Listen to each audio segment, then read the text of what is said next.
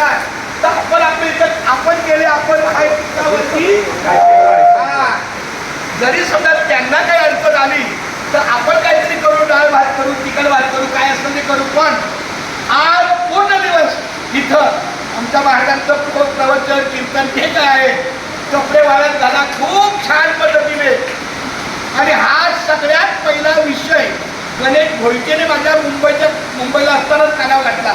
महाराज, जर आपण दिवा घाट करून सासवड 2 रात्र राहतोय, मग आपला खंडाळा घाट जर झाला तर आपण जेवढेवाडीत का राहू नये. आपल्या जाहिराती छापलेले आहेत, नोंदी केलेल्या आहेत, अन्नदानाची व्यवस्था सगळी आहे. पण देवाने बघा काय केलं, बरोबर इथं आपला मुक्काम वाढवला. कालची रात्र इथे, आजची रात्र सुद्धा इथे आहे. आणि पाटील महाराजांचं सुद्धा याला अतिशय चांगल्या पद्धतीनं अनुमोदन आहे. 2 शब्द महाराजांनी पण आशीर्वादाची बोलावी. रामकृष्ण.